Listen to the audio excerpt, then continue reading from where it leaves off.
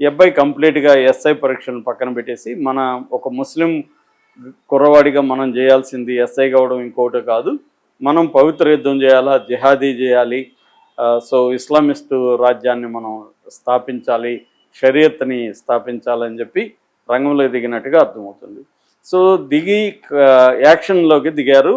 దీనికి సంబంధించి కొన్నేమో కమర్షియల్ సైట్స్ ఉంటాయి కదా, మన వాటిలో నుంచి కొన్ని తీసుకురావడం, అంటే ammonium nitrate, potassium క్లోరేటు, sulphur, ammonium powder, ఇవి కొన్నారు. కొన్నేమో మన అమెజాన్ నుంచి, అంటే కొన్ని కనెక్టింగ్ వైర్సు, తర్వాత రిమోట్ సెల్స్, ఇవన్నీ కొన్నారు. వీళ్ళ ప్లాన్ ఏంటంటే టిఫిన్ బాక్స్ బాంబులు పెట్టాలనేది వీళ్ళు ప్లాన్ చేసుకున్నారు. సో వీటిని టెస్ట్ చేయడానికి సమీర్ కూడా అక్కడికి వెళ్ళాడు.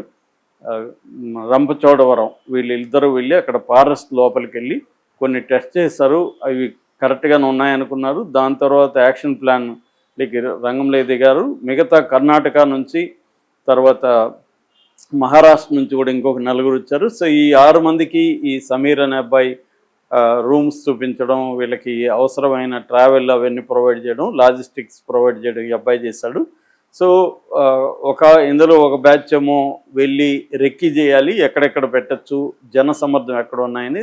సమీర్ ఏమనుకున్నాడంటే అతను సికింద్రాబాద్లో ఉంటాడు కాబట్టి సికింద్రాబాద్ రైల్వే స్టేషన్ పేల్చాలనుకున్నారు. కానీ ఇప్పుడు అది రిపేర్ జరుగుతుంది కాబట్టి అక్కడ ఎక్కువ జనం లేరు, జనం ఉన్న స్టేషన్లోనే పేల్చాలి, రైల్వే స్టేషన్లో అయితే ఈజీగా ఉంటుంది, అక్కడ ఎక్కువ మంది జనం ఉంటారు కాబట్టి అంత సెక్యూరిటీ సరిపోదు, కాబట్టి మనం ఈజీగానే అలౌ చేసి వెళ్ళిపోవచ్చు లోపలికి, ఓన్లీ మెయిన్ గేట్ మీద నుంచి వెళ్ళాల్సిన అవసరం లేదు, రకరకాల దారులు ఉన్నాయి, వాటిలో నుంచి వెళ్ళిపోవచ్చు ఈజీగా. సో పెట్టడం ఈజీ అవుతుంది. ఆ గుంపులో సీసీటీవీలో కూడా మనం కనబడకుండా మాస్క్ అది వేసుకుంటే ఎక్కువ క్రౌడ్ ఉన్నప్పుడు మనం చేద్దామనే ఒక ప్లాన్ ఉన్నట్టుగా కనబడుతుంది. అట్లాగే కొన్ని ప్రాంతాలను కూడా సెలెక్ట్ చేశారు. అట్లాగే ముంబై, తర్వాత బెంగళూరు, ఇలాంటి కొన్నిట్లో కూడా ఈ పెట్టాలని అనుకున్నారు.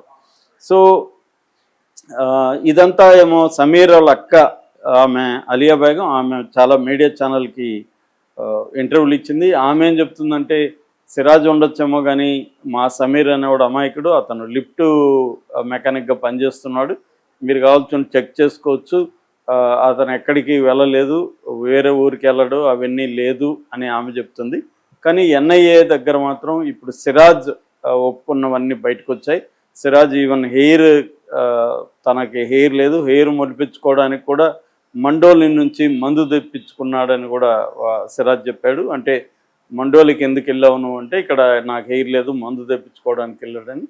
సో ఇంకా చాలా విషయాలు బయటకు వస్తున్నాయి. ముఖ్యంగా ఈ అల్ హింద్ ఇతిహాదుల్ ముస్లిమీన్ సంస్థలో ఇంకెవరెవరు ఉన్నారు, వీళ్ళ నెట్వర్క్ ఏ స్థాయిలో ఉంది, సో సౌదీతో ఉన్న లింకులు ఏంటి, అట్లాగే ఒమన్లో ఉన్న ఈ అబ్బాయి ఇమ్రాన్ అక్రమ్ డబ్బులు పంపించిన అబ్బాయి పరిస్థితి ఏంటి, అతని బంధువుల్ని విచారించడం, ఇవన్నీ కూడా సమగ్రంగా ఎన్ఐఏ చూస్తున్నట్టుగా చెప్తున్నారు. సో ఇంకొంత కొన్ని రోజులు గడిస్తే కానీ క్లియర్గా ఇన్ఫర్మేషన్ వచ్చే అవకాశం ఉంది. ఇప్పటివరకు అయితే ఇంకా 5 రోజుల వరకు ఇతని కస్టడీలో పెట్టుకొని ఇతను చెప్పినవన్నీ కూడా చెక్ చేసుకుంటున్నారు.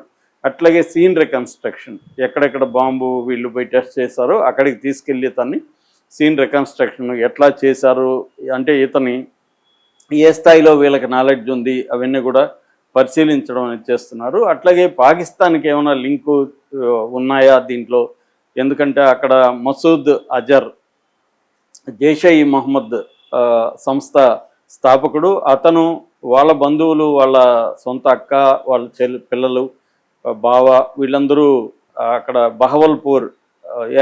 బహవల్పూర్ అటాక్ మీద జరిగినప్పుడు ఆపరేషన్ సింధూర్లు వాళ్ళు 10 మంది చనిపోయారు. దానికి నిరసనగా అతను ఒక ఉర్దూలో లెటర్ రిలీజ్ చేశాడు. అందులో మోడీని, మన దేశాన్ని తీవ్రంగా హెచ్చరించాడు.